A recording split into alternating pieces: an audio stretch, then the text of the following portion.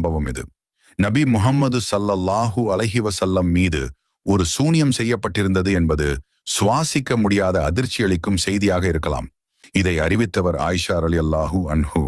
நபி ஸல்லல்லாஹு அலைஹி வஸல்லம் அவர்களுக்கு பனு சுரை குலத்தை சேர்ந்த லபீத் இப்னு அஃசம் என்பான் சூனியம் செய்தான். இதையடுத்து இறை தூதர் அவர்கள் தாம் செய்திராத ஒன்றை தாம் செய்து கொண்டிருந்ததாக பிரமையூட்டப்பட்டார்கள். இறுதியில் அவர்கள் ஒரு நாள் அல்லது ஓரிரவு என்னிடம் வந்தார்கள். ஆயினும் அவர்கள் என் மீது கவனம் செலுத்தாமல் தொடர்ந்து பிரார்த்தனை செய்து கொண்டே இருந்தார்கள்.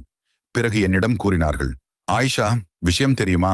எந்த சூனியம் விஷயத்தில் தெளிவை தரும்படி இறைவனிடம் நான் கேட்டுக்கொண்டிருந்தேனோ அந்த விஷயத்தில் அவன் எனக்கு தெளிவை அளித்து விட்டான்.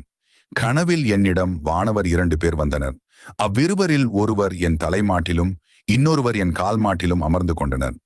அவ்விருவரில் ஒருவர் தம் தோழரிடம், இந்த மனிதரின் நோய் என்ன என்று கேட்டார். அத்தோழர், இவருக்கு சூனியம் வைக்கப்பட்டுள்ளது என்று சொல்ல, முதலாம் அவர், இவருக்கு சூனியம் வைத்தவர் யார் என்று கேட்டார்.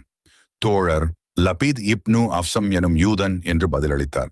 அவர், எதில் வைத்திருக்கிறான் என்று கேட்க, சீப்பிலும் சிக்குமுடியிலும் ஆண் பேரீச்சம் பாளையின் உரையிலும் என்று பதிலளித்தார்.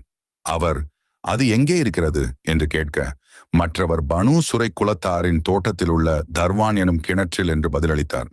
இதை சொல்லி முடித்த இறை தூதர் அவர்கள் தம் தோழர்கள் சிலருடன் அந்த கிணற்றுக்கு சென்று பாளை உரையை வெளியே எடுத்துவிட்டு திரும்பி வந்து, ஆயிஷா, அதன் தண்ணீர் மருதாணி சாற்றை போல் உள்ளது.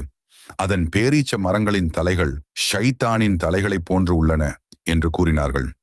நான் இறை தூதர் அவர்களே, அந்த பாளை உரைக்குள் இருப்பதை தாங்கள் வெளியே எடுக்கவில்லையா என்று கேட்டேன். அதற்கு அவர்கள், அல்லாஹ் எனக்கு அதன் பாதிப்பிலிருந்து குணமளித்து காப்பாற்றிவிட்டான்.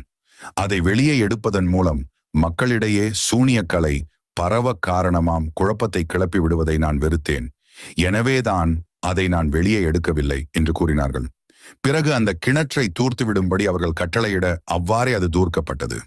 சஹீஹ் புகாரி 5763.